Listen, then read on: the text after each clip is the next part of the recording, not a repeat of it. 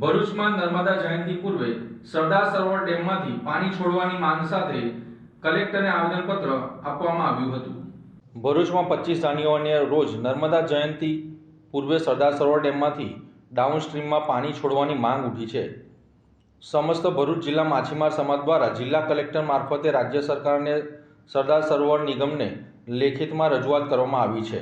રજૂઆતમાં જણાવ્યા મુજબ હાલ નર્મદા નદીમાં પાણીનું સ્તર અત્યંત નીચું છે। ઉપરવાસમાંથી પાણીની આવક ઓછી હોવાથી નદીના અનેક વિસ્તારોમાં પાણી છીછરું બન્યું છે, તેમજ બંને કિનારાઓ પર ભારે પ્રમાણમાં કાદવ કીચડ ફેલાયો છે, જેના કારણે વડોદરા, નર્મદા અને ભરૂચ જિલ્લાના નર્મદા કિનારે આવેલ ગામો, શહેરો અને તીર્થ સ્થાનો પર નર્મદા જયંતિની ઉજવણી કરવામાં આવતી હોવાથી લોકોને ભારે મુશ્કેલીનો સામનો કરવો પડી શકે તેમ છે। ત્યારે માંગ કરવામાં આવી છે કે સરદાર સરોવર ડેમમાં રિવરબેડ પાવર હાઉસને કાર્યરત કરી તેની તમામ 6 ટર્બાઇન શરૂ કરીને વીજ ઉત્પાદન કરવામાં આવે તો ડાઉનસ્ટ્રીમમાં પૂરતું પાણી વહી શકે તેમ છે।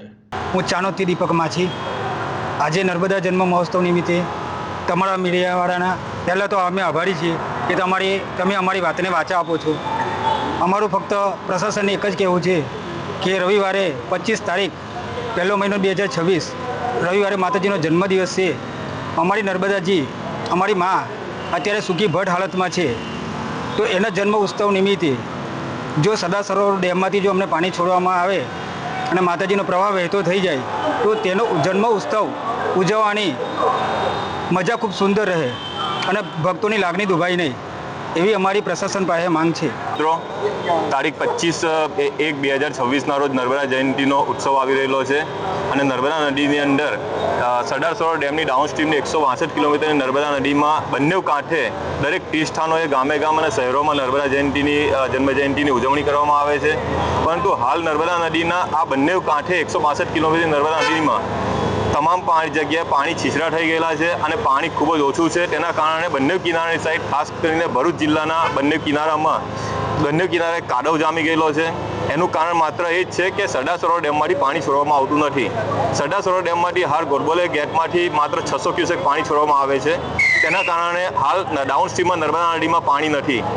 અમે હાલ કલેક્ટરશ્રીના માધ્યમથી CMOમાં અને સરદાર સરોવર ડેમના મેનેજિંગ ડિરેક્ટર અને ચેરમેનને રજૂઆત કરવા માટે આવ્યા છે કે સરદાર સરોવર ડેમમાંથી જેનો મુખ્ય હેતુ છે વીજળી ઉત્પાદનનો, તો જે હાલ ટર્બાઇન જે છે રિવરબેડ પાવર હાઉસ જે અત્યારે બંધ છે, તો રિવરબેડ પાવર હાઉસને ચાલુ કરવામાં આવે અને વીજળી ઉત્પાદન કરવામાં આવે અને જે 6 ટર્બાઇન છે 6 ટર્બાઇનને ચાલુ કરવામાં આવે, જેથી કરીને વીજળીનું ઉત્પાદન પણ થાય અને નર્મદા નદીમાં ડાઉનસ્ટ્રીમમાં પાણી પણ આવે અને જેથી કરીને 162 કિલોમીટરની નર્મદા નદીના જે પટમાં જે નર્મદા જન્મ જયંતિની ઉજવણી થઈ રહી છે, દરેક વિસ્તારોમાં સારી રીતે નદીમાં પાણી રહે અને જે પૂજા વિધિ, ચુંદડી અર્પણ, દીવા, નૌકા વિહાર એવું સારી રીતે થઈ શકે અને ભક્તોની લાગણી દુભાય નહીં અને ધાર્મિક હેતુ પણ લોકો જળવાઈ રહે, તેવી રજૂઆત કરવા માટે આજરોજ અમે કલેક્ટરશ્રીને કરવા માટે આવ્યા છે।